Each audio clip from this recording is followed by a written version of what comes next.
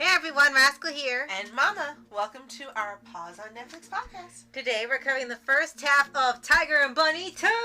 Yes, finally, after 10 long years, the Tiger and Bunny anime has returned with a new season exclusively on Netflix. Yes. And the season returns to following Stern Bulid's heroes who are now all buddied up thanks to the success of Kotetstu and Barnaby.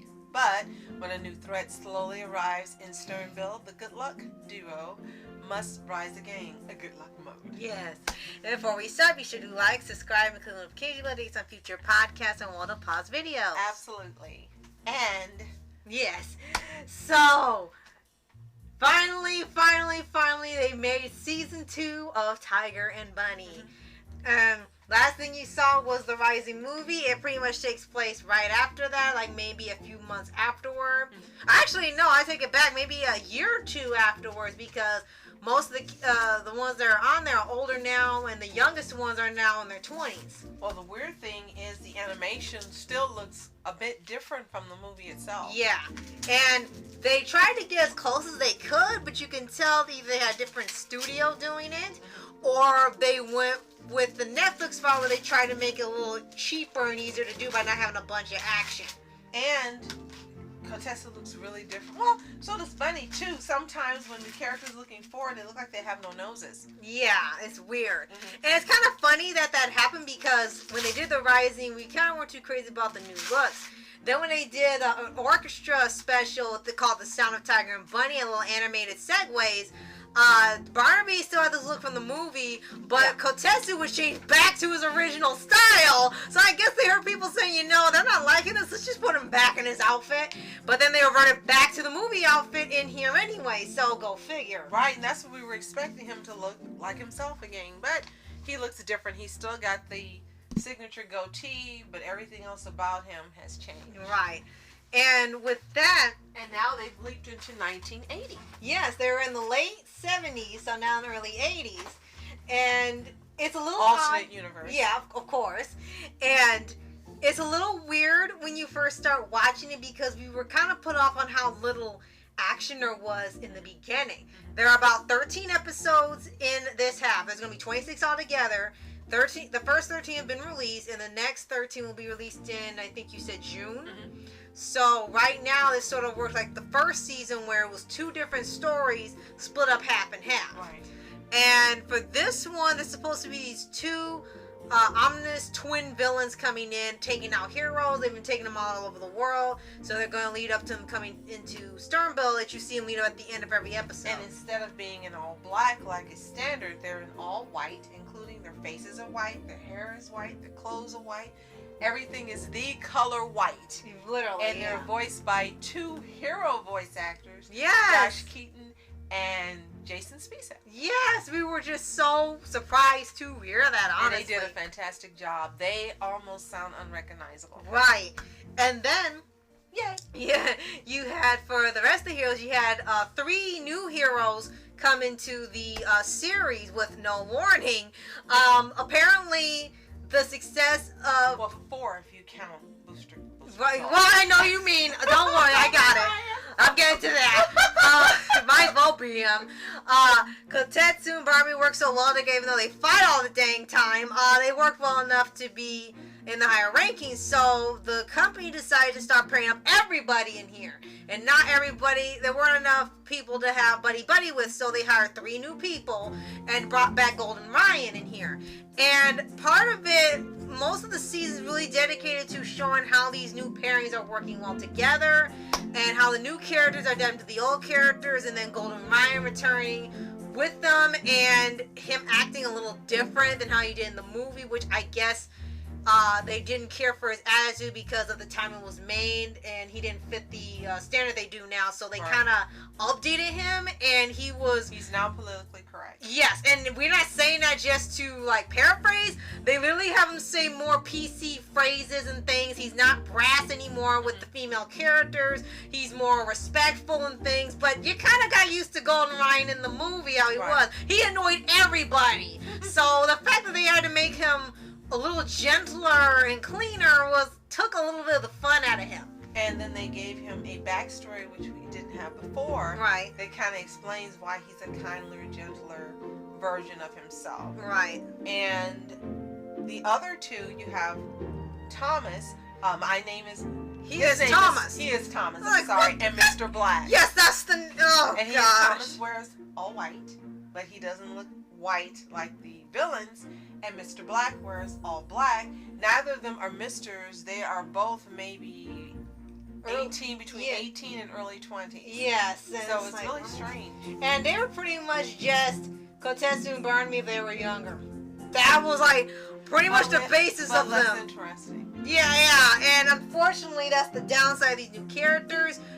Even Golden Ryan, they didn't really add anything to it. The fourth one that they added was, what was the name? Water Cat? Yeah, that literal name. And her thing was that her powers didn't work. She was under stress, which we've seen a million times. She was paired up with Dragon Kid. So Dragon Kid was trying to mentoring her. And she's now the youngest. Dragon Kid is now an adult. And Cat, I think that's what they call in the anime, she is the youngest. I think she's like a preteen. Yeah, I think so. And it was kind of strange because they said the characters unfortunately didn't really bring much new. I mean, they did fight. What they did bring, which I thought was unusual, is all the new characters have a dark and bad backstory. Yeah. Where there's abuse and mistreatment of them as children that has shaped them, including Kat, whose mom is really horrible. Yeah. So it was odd that for all four of them, including Golden Ryan, there's a negative and bad backstory. Yeah, which didn't make a lot of sense because aside it's from like Barnaby times 4. Right, Barnaby had the worst backstory, and then you kind of have Fire Emblem with his identity that they delve into in the Rising movie. That's like, okay, those were pretty much the two not so good backstories out of everybody else. Right. And then when they started showing some other ones, either theirs weren't so bad or they weren't bad. So why they chose to have everyone have a gritty backstory was beyond me. Right, from the new characters, that was odd. And of course, like majority of the voice actors from the original series returned. Yeah. The only two that were missing was Travis William because he's on a whole different show. Vox Machina. Right, and then one who voiced Sky High, he's gone, but there's no explanation to why. Right. And then another weird thing that they actually don't really address in the show is that Agnes has gained weight since the last season. And every single person that knew her before keeps pointing it out or asking, did she gain weight? And saying things, but as you said, they never... No, it's never addressed or explained what happened. Has there been such a long break between the movie and season 2 that she kind of packed on some pounds or what? There was never an explanation, and it wasn't funny. I don't know if it was meant to be funny, it's not funny, or is it an inside joke or something. Whatever the reason behind it, it didn't work because it ended up being a little distracting. Plus, she didn't do as much as she did the first season in the film. And it seems like they shut down that chemistry between she and Tiger because it was obvious she liked Tiger. That's what I thought. That's what I kind of and thought. And now it's like there's nothing there. Like they've set him up with Bunny. Yeah, and which it's is nothing kind to of bring odd up. because before you would say they left it ambiguous, where you could decide whether or not they worship or not. Right. And I liked it that way because you just make your own story. But here, it's kind of like they've made it clear that she and he, there's nothing. And then Blue Rose has lost her crush on him. Yeah, that was odd too because that was one of the biggest things was that I even played a role when Kotetsu was framed for murder, and the fact that it was kind of dropped, I'm kind of starting to try to pair up with Golden Ryan for some reason. It's like, that's an odd idea, but alright, I guess you could say, okay, maybe she dropped the crush eventually, but not this soon. Right. And then with Agnes, I always thought she liked him because she worked the longest with him. And that was sort of what I noticed in all of the first season in the films. But in here, she's not really on screen that much. Other than pointing out that, the weight, and she's kind of almost by herself in the newsroom now. Like, every once in a while you see other people there, but most of the time she's kind of doing it by herself. And this sort of authoritative presence she had is no longer there either. They barely go on mission. Well, they go on missions, but there's never the urgency there anymore. They even like get it done so quickly that the cameras don't have time to catch up with them, and it's like it's over, and then they don't even get the footage. So it's different from the first season in the movies, and we don't want to make it sound like it's bad. Right. What it is different. The first 3 quarters through, you're looking for the superheroes, you're looking, as you said, for the missions, for the coverage, for them getting the points, for the stories interwoven, and they did something different. They decided to tell you the backstories and let you see the relationships between all the buddy matchups or the hero matchups, because they go out in teams now, not by themselves, and that takes up 3 quarters of the first 12 episodes. Right. So the first 9 episodes, that's what it's all about. Right. Which really is odd. Right, because there's even a point where every episode, almost everybody that does the buddy team up act like they are a ship. Now, they never confirm if any of these characters are a ship together. I don't think they are, but the way that they now address each other and talk to each other, we get that this has been going on a little while now. Everyone kind of acts like they're on dates now and they're couples and things, and it's odd because this was not the focus. Right. The only thing was Tiger and Bunny's ambiguous relationship, but now it's no longer ambiguous. They want to lean towards, okay, we're shipping everybody, but it makes no sense for them to do that. But we could be wrong, and it's not like that. It's just maybe the joke. Right. So when you get to episodes 10, 11, and 12, it becomes again the Tiger and Bunny we know. Yes. The action, the superhero, the suspense, the drama, the camaraderie, the teamwork, everything that you loved about the first season and the movies comes to fruition in episodes 10, 11, and 12. The best 3 episodes of the entire first half. Yes, absolutely. And that is the best part of this first half of the season. And we hope that it stays like that with the second half coming in. And if it does really well, we'll get a Tiger and Bunny 3. Because it's kind of thing like Young Justice, where the main story isn't coming in yet that left off. The cliffhanger was that Ouroboros is still out there, but they have more control than you think. They're controlling the city. And they kind of delve into that a little bit because you're seeing more and more members that aren't just like Jake or Maverick or lunatics running the place. It's more organized than we thought. And he's also taken a back seat, like Agnes. Yeah. We expected him to show up in his He's costume even in the intro. and to issue out justice, but it hasn't happened this half. They even addressed that in the show. It's like, what happened to Lunatic? And it's just like, he's decided to step down for a bit. And it's just like, but why? It's never explained. Why did he stop? Did something happen between the break? Did something happen in the movie when he went up against Tiger?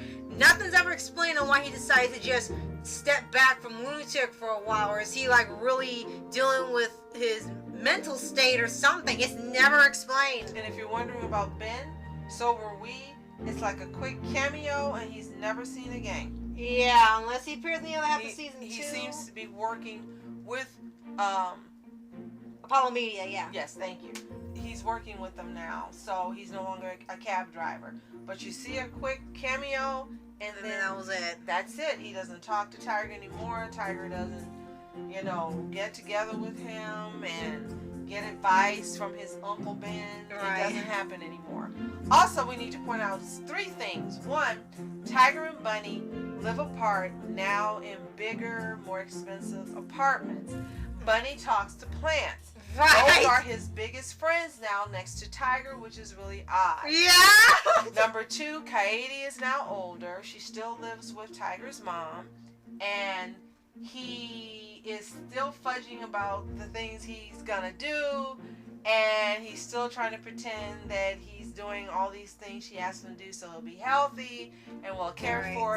And 3, Tiger's brother's still here, but now he's married with children. Yes, which was a real big surprise to see in there. So now it's a bigger family. Now they don't really stick on that really long, but it was actually nice to see that more things have developed. It's not just like a little small knit family anymore. It's now growing. So that actually was a pretty good thing to see in here. Yes.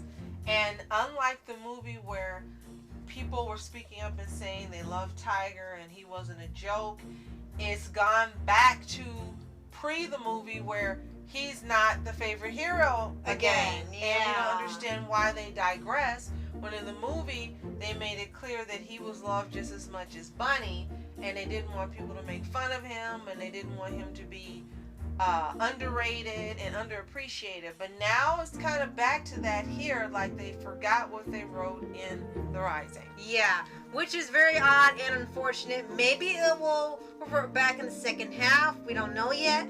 But we're hoping that the mistakes that they had in this first half are corrected and stay corrected with the second half, going into the second half, because as you said, there's now action in here when it gets towards the end. So I hope it stays like that going into it, because I really want to see where the plotline goes for with Ouroboros and what happened with Lunatic and why he stays in the shadows now. And they've made it clear Ouroboros is still around.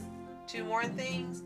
All of the big name sponsors they had first season, 90% of them are gone. They're not in or here. they switched characters to the new ones. Right. So we're not familiar with a lot of them. They may be European or Japanese. If you know, let us know in the comments. And they got rid of the intro music that we so loved. Right. The theme music is gone. gone. The only time they used it was when they were going to battle in 1 or 2 episodes. Same band, but different song. Right. And the outro song is a little too mild for my taste. I like the excitement of the first song, but for some reason they decided to do an upgrade.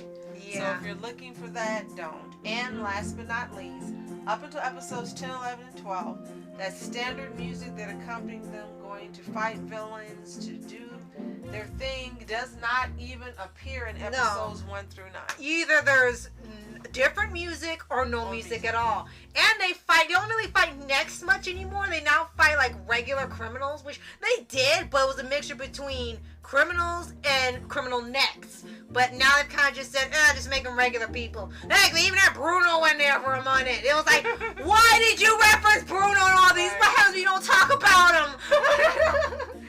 But all in all, we're so happy to see this show back. We are ecstatic. We can't wait for part 2. If you haven't seen part 1 of Tiger and Bunny season 2, it's available on Netflix exclusively. If you have, let us know what you think in the comments. Are you happy as we are? Are you excited for part 2? Did you notice the things that we noticed, or did you notice things that we missed? Let us know in the comments. Yes. And we are so happy that Yuri Lowenthal and Wally Winger are both back. Yes. And they're no longer in, it's no longer just called, they updated the mode. Yes. Oh yeah, not good luck mode. Ultra, not ultra good luck mode. Almost did it there. Right. Mega good luck mode. It's like they were afraid to say ultra. Yeah, I was like, mega. So, let us know what you think in the comments. And if you haven't already, subscribe for updates and weekly videos for your favorite anime, animated shows, and all things animation. And Tiger and Bunny. Yes! So, thank you so much for watching Rascal Entertainment. And I'm Mom Entertainment. Have a toontastic day. Peace. Good luck, Mode.